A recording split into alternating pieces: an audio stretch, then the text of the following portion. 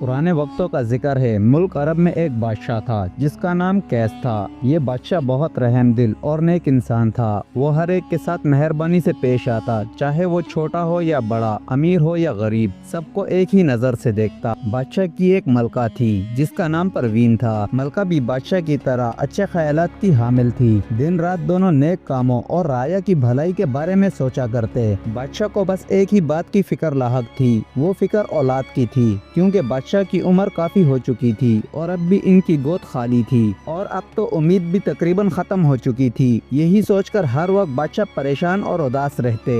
एक दिन बादशाह दरबार में गए। तमाम दरबारियों ने जब देखा कि बादशाह बहुत उदास और फिक्रमंद हैं, तो सब हैरान रह गए, मगर किसी में इतनी हिम्मत ना थी कि बादशाह से उनकी परेशानी की वजह पूछ सकें। कुछ देर के बाद एक वजीर खड़ा हुआ और बादशाह के सामने अर्ज करने लगा, बादशाह सलामत, क्या मैं जान सकता हूँ आपकी उदासी की वजह क्या है? आपको इस हाल में देखकर तमाम दरबारी भी परेशान हैं। बादशाह कहने लगे, तुम जानते हो हमारी शादी को बहुत अरसा गुजर चुका, मगर अब तक हमें औलाद नसीब ना हुई और अब तो कोई उम्मीद भी बाकी ना रही। मैं इस ख्याल से बेचैन रहता हूँ कि मेरे बाद लोगों में इंसाफ कौन करेगा और कौन इनकी भलाई के बारे में सोचेगा। वजीर बोला, बादशाह सलामत, आप मायूस ना हो। इस शहर के बाहर एक दरवेश साहब रहते हैं जो ऐसे जरूरतमंदों को ऐसी दवा देते हैं जिनके यहाँ औलाद नहीं होती, इनकी झोलियाँ भर जाती हैं। मेरा मशवरा है आज ही इनके पास तशरीफ ले जाएं। मुमकिन है अल्लाह पाक के फजलो करम से आपकी मुराद पूरी हो जाए। कुछ देर के बाद दरबार रुखसत हुआ और बादशाह और वजीर महल से निकलकर एक रास्ते पर रवाना हो गए जो शहर से कुछ फासले पर था। चलते चलते वो दरवेश की झोंपड़ी के पास पहुँच गए और अंदर दाखिल हो गए। झोंपड़ी में सफेद लिबास में एक बुजुर्ग बैठे थे। वजीर ने सलाम के बाद अर्ज किया, हजूर बादशाह सलामत तशरीफ लाए हैं और आप जानते ही हैं कि बादशाह की उम्र बहुत ज्यादा हो चुकी है, मगर अब तक इनके यहाँ कोई औलाद ना हुई। ये सुनकर दरवेश ने करीब रखे एक संदूक से एक पुड़िया निकाली और बादशाह को देते हुए कहा, बादशाह सलामत, 14वीं रात ठीक 12 बजे एक पीपल के दरख्त के नीचे ये दवा मलका को खिला देना और याद रखना बिल्कुल 12 बजे ही खिलाना। अगर खुदा ने चाहा तो आपको औलाद नसीब होगी। और ये भी याद रखना, बच्चे की पैदाइश के बाद 14 बरस तक एक बनूरे यानी पर्दे या महफूज जगह में रखना, वरना तुम्हें सख्त मुसीबत का सामना करना पड़ेगा। बादशाह और वजीर ने दरवेश का शुक्रिया अदा किया और रात होने से पहले वहाँ से रुखसत हो गए। बादशाह खुशी खुशी महल वापस आए और मलका ने खुशी की वजह पूछी। बादशाह ने सारा वाकया सुना दिया। मलका ये सुनकर बहुत खुश हुई। 14वीं रात ठीक 12 बजे महल के बाग में एक पीपल के दरख्त के नीचे बादशाह ने वो दवा मलका को खिला दी जो दरवेश साहब ने दी थी। मलका ने बिस्मिल्लाह पढ़कर दवा खा ली। अल्लाह के फजलो करम से इनके यहाँ एक बेटी पैदा हुई। इसके सुनहरी बाल, लंबी गर्दन, छोटी छोटी आंखें और बारीक होंठ इसके हुस्न को दोबाला कर रहे थे। सबसे पहले जो खादमा ये खुशखबरी बादशाह को सुनाने आई, इसकी झोली हीरे जवाहरात से भर दी गई और वो माला माल हो गई। वो बादशाह को दुआएं देते हुए वापस चली गई। पूरे शहर में खुशियों का जश्न मनाया गया। राया में इनामात तकसीम किए गए और एक खास इनाम दरवेश को भी दिया गया। शहजादी का नाम उसरा रखा गया और इसी दिन शहजादी को एक शीशे के महल में मुंतकिल कर दिया गया। इस शीशे के महल में बादशाह के सिवा किसी को दाखिले की इजाजत न थी। जब उसरा की उम्र कुछ ज्यादा हुई तो इसकी तालीम और तरबियत के लिए एक उस्तानी मुकर्रर कर दी गई जो शहजादी उसरा को पढ़ाती और तरबियत देती थी। पढ़ाई के बाद उसरा अक्सर फारिग बिस्तर पर लेटी रहती और करवटें बदलती रहती। अब वो तन्हाई और अकेलेपन से घबराने लगी थी, यहाँ तक कि बाज़ औक़ात रोने भी लगती। एक दिन मलका शहजादी के पास आई। जब उसने शहजादी को रोते हुए देखा तो रोने की वजह पूछी। तब शहजादी ने अकेलेपन का शिकवा किया। मलका ने शहजादी उसरा को समझाया कि बस 1 साल और बाकी है, फिर हम लोग यहाँ से चले जाएंगे और तुम सब लोगों से मिल सकोगी। मलका ने बहुत समझाया बुझाया मगर शहजादी ना मानी। आखिरकार मलका तंग आकर उसे बाग में भेजने पर राजी हो गई ताकि वो फूलों और परिंदों को देखकर अपना दिल बहला सके। शहजादी बाग में गई और दिन भर वहाँ खेलती रही, लेकिन जब शाम हुई तो वापस आ गई। आहिस्ता आहिस्ता ये रोज का मामूल बन गया। वो हर रोज बाग में खेलने कूदने जाती और यूं कई दिन गुजर गए। बाग की सैरो तफरी से शहजादी की तबीयत खुश रहने लगी। एक दिन शहजादी ने मलका से कहा कि उसे खेलने के लिए और सैरो तफरी के लिए कुछ सहेलियां भी चाहिए। ये सुनकर मलका पहले कुछ परेशान हुई और फिर शहजादी को समझाने की कोशिश की, मगर शहजादी अपनी जिद पर कायम थी। आखिरकार मलका ने शहजादी की जिद को देखकर हाँ कर दी और उसके लिए चंद सहेलियों का इंतजाम भी कर दिया। मलका ने सोचा अब वैसे वैसे भी थोड़े ही दिन बाकी रह गए हैं, इन चंद दिनों में भला क्या ही हो जाएगा। यूं शहजादी के लिए सहेलियां बुला ली गई। शहजादी उसरा अपनी नई सहेलियों के साथ मिलकर बहुत खुश थी। वो दिन भर उनके साथ खेलती रहती और जब बादशाह के आने का वक्त होता तो सब सहेलियां अपने अपने घरों को वापस लौट जाती। एक दिन शहजादी उसरा अपनी सहेलियों के साथ बाग में टहल रही थी। टहलते टहलते वो बाग के एक हिस्से में जा पहुंची। वहां उसने देखा एक पौधे पर गुलाब का निहायत खूबसूरत फूल खिला हुआ है।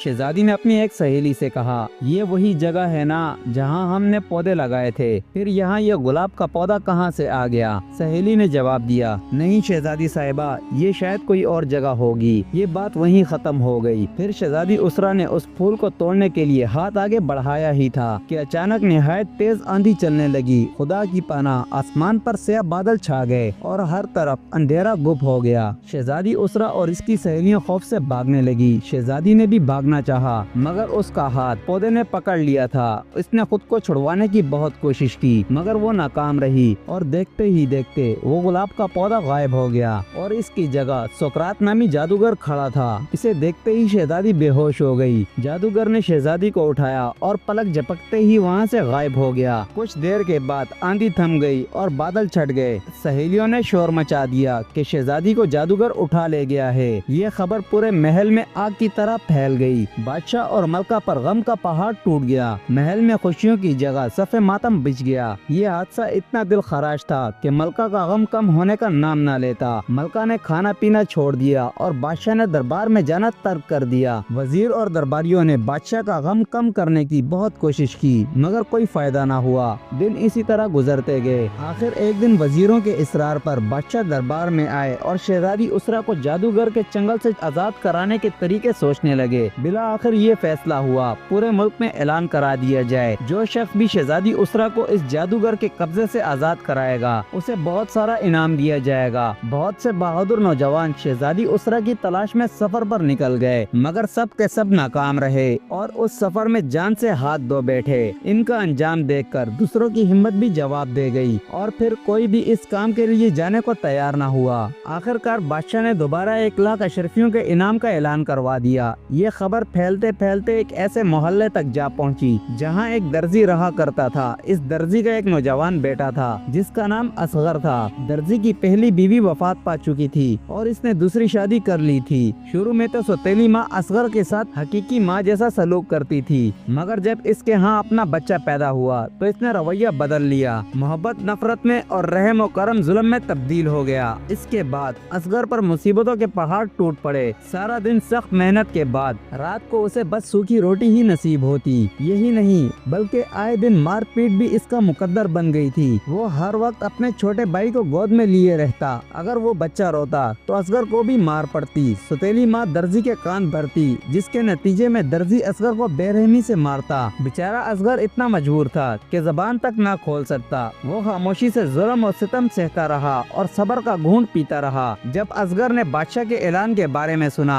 तो इसके दिल में अजीब सी खुशी पैदा हुई। इसने सोचा, क्यों न शहजादी की तलाश में निकल पड़ूं। अगर सफर में मर भी गया तो क्या बुरा है, वैसे भी जिंदगी अजाब बन चुकी है। रोज की मार पीट से निजात मिल जाएगी और अगर शहजादी मिल गई तो 1 लाख अशरफियों का खजाना हाथ आ जाएगा। आखिरकार असगर ने चंद सूखी रोटियां साथ ली और किस्मत पर भरोसा करते हुए बादशाह के महल की तरफ रवाना हो गया। दिन भर के सफर के बाद वो महल पहुंचा। बादशाह असगर को देखकर बहुत खुश हुआ और उसे रात महल में गुजारने की इजाजत दे दी। असगर ने ये पेशकश कबूल कर ली। बादशाह ने असगर की ख्वाबगाह में मेहमान नवाजी की। सुबह होते ही असगर शहजादी की तलाश में महल से रवाना हो गया। वो कई दिन तक चलता रहा। आखिरकार थक हार कर एक दरख्त के नीचे लेट गया और नींद आ गई। जब असगर की आंख खुली तो इसने देखा कि वो एक सादा मगर खूबसूरत महल में मौजूद है और उसके सामने बहुत सी परियां खड़ी हैं। असगर हैरान होकर एक परी से पूछने लगा, मैं कहाँ हूँ? परी मुस्कुराकर बोली, तुम इस वक्त परिस्तान में हो। मैं तुम्हारे मुल्क से वापस आ रही थी कि तुम्हें एक दरख्त के नीचे बेहोश पाया। मैंने तुम्हें होश में लाने की बहुत कोशिश की, मगर तुमने आँख कहाँ खोली और आखिरकार मैं तुम्हें यहाँ ले आई और खुदा का शुक्र है यहाँ आकर तुम होश में आ गए। अब बताओ तुम कौन हो? असगर बोला, मेरा नाम असगर है। मैं अपने मुल्क की शहजादी की तलाश में निकला था। कई दिन मुसलसल सफर से थक गया था,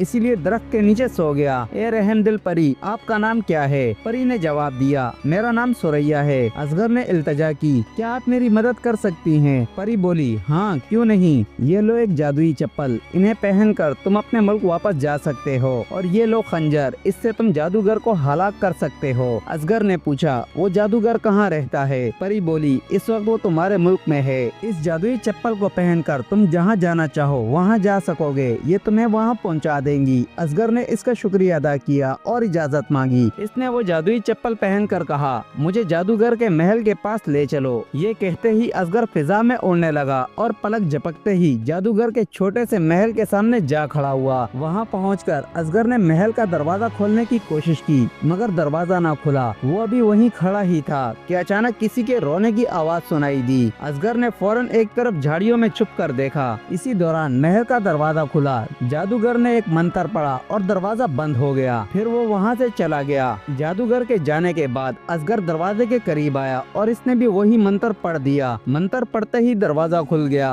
और असगर महल के अंदर दाखिल हो गया। महल में कदम रखते ही असगर ने देखा हर तरफ खजानों के अंबार लगे हुए हैं। चारों तरफ हीरे जवाहरात और मोती बिखरे पड़े थे। एक कमरे के दरमियान रखे मेज पर कीमती सुर्ख, याकूत, नीलम और पखरज फैले हुए थे। असगर आगे बढ़ने लगा। आगे भी कई छोटे छोटे कमरे थे जो सोने और चांदी से भरे हुए थे। इधर उधर घूमते हुए असगर एक बाग में जा पहुंचा। बाग में निहायत खूबसूरत फूल खिले हुए थे और दरख्तों पर बैठे परिंदे नगमे गा रहे थे।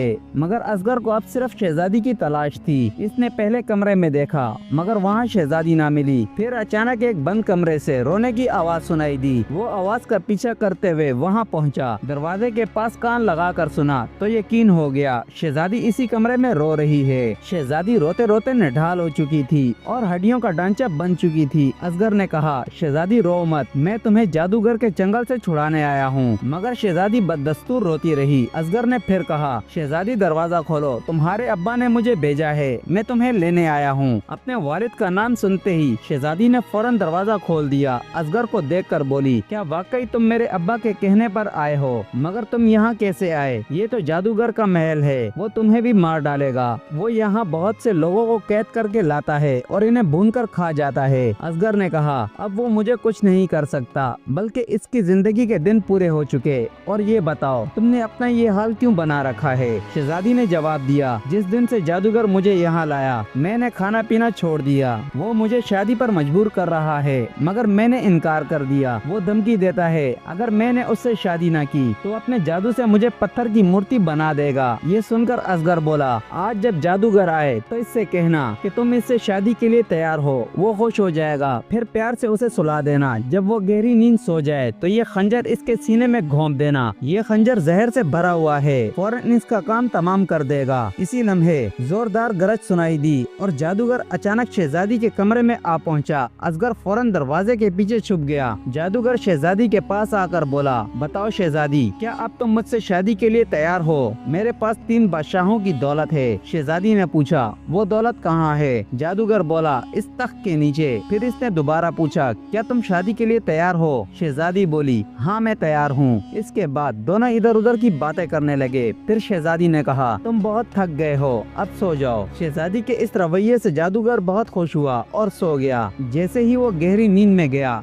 शहजादी उसरा ने खंजर इसके सीने में घोंप दिया। जादूगर एक खौफनाक चीख के साथ इस फानी दुनिया से रुखसत हो गया। उसके बाद असगर शहजादी और जादूगर की सारी दौलत के साथ महल पहुंच गया, जहां बादशाह और मलका पहले ही उनका इंतजार कर रहे थे। अपनी शहजादी को सही सलामत देखकर बादशाह और मलका बेहद खुश हुए। बादशाह ने वादे के मुताबिक असगर को 1 लाख अशरफियाँ दी और साथ ही अपना दामाद भी बना लिया। असगर के दिन फिर गए। वो शहजादी के साथ हंसी खुशी जिंदगी गुजारने लगा। दोस्तों, उम्मीद करता हूँ आपको ये स्टोरी पसंद आई होगी। अगर आपको ये स्टोरी पसंद आई हो तो हमारे चैनल मॉरल स्टोरी को सब्सक्राइब करें, लाइक करें, शेयर करें और बेल आइकन दबाना ना भूलें, ताकि इस तरह के मजीद दिलचस्प और पुराने किस्से आप तक जल्द पहुँचते रहें।